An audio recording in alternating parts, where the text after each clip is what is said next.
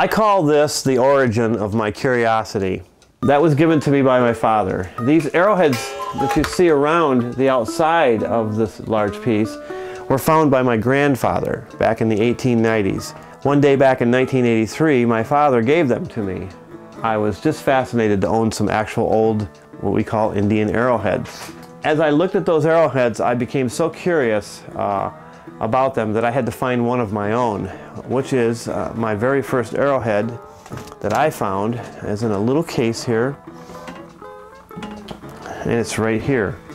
This is my #1 first arrowhead that I'd ever found, and all the rest of it now is history.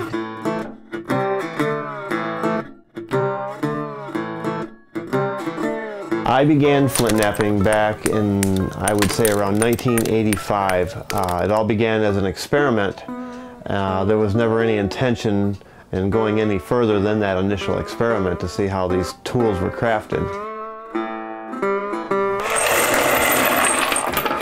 It began as trial and error. I would just pick up some of the flint chips I'd find in the fields, bring them home, try to figure out what kind of tools they would have had. I assumed that they probably had deer antlers because they were a comfortable tool to put in your hand. If you grab a tine of a deer rack, you could press against a little flake of stone and you could actually get a little flake to come off, and you could do some crude shaping with that. So my first attempts were, to say the least, very crude and not up to the standards of the native people's work that I was finding. This stone appears to be very high grade. This flake that's been removed shows a lot of high sheen, high silica material. So I like the shape. I like it that it's thin. This shouldn't be too hard to turn this into some sort of a finished knife or arrowhead. One of the best tools to start with would be to use like a hard hammer stone. Now you can tell when you look at this stone the use where. This is where I have not struck against the stone. This is where I have been working. The stone has a lot of weight to it. It's like a hard quartzite or a hard sandstone. And to begin, what we like to do is just find an area, strike it, and see if a flake will come off. I believe that bartering was the original form of transaction that went on between all humans, no matter where they lived in the world. Somebody had an item, maybe they created it, maybe they found it, and they would take it to another person and say, look what I have. I like what you have. Would you be willing to give that item you have for what I have? So the first barter is made. Flint knapping works very well that way because with flint knapping, it is such a unique thing. One time I was looking into getting my will written up for my wife and for myself. And I happened to be good friends with an attorney who loves flint knapping. So I offered him a barter. I said, if you would write the wills for my wife and I, would you do that in trade for a large spear point? And it didn't take him long to think about it, and he says, I would certainly do that. So when you think about it, that's quite an amazing trade to make a stone object and to trade it for a legal document. So bartering is something I've done. I've acquired a lot of artwork from other artists by bartering my artwork for theirs. This is all part of percussion, and I will be striking many of these flakes off in the process. Already you can see that the edge is starting to starting to shape up. When I got started, I didn't know of anyone else, but as I made contact with Jack Holland, he was able to tell me about the phenomenon of flint knapping, how it was being reborn, in other words, recreating the Stone Age once again. It was quite fascinating for me because anybody that could do anything with stone, I just thought was just amazing. So I did all I could to try and locate these people, or at least find out how they did this.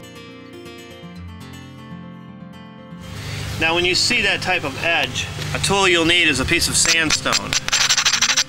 And you abrade this because you want to strengthen the edge for when you use this tool here. This is a piece of moose antler that is cut off short. Moose antler here, and this piece that I'm using would be located in this area here.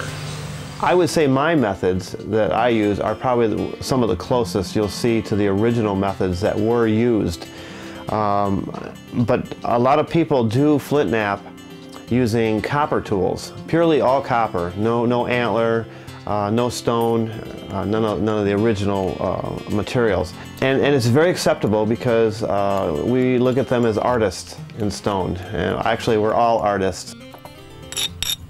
Because I'm trying to raise this edge up into this mass here. And if I do that and strike it just right, I'll be able to remove that high spot. There's some of it. It's coming very well. So look at that. All that was the high spot at one time. My favorite material, believe it or not, is my own Onondaga chert that occurs right around western New York. Because, you know, when I started finding arrowheads, this is what all the arrowheads around here were made out of.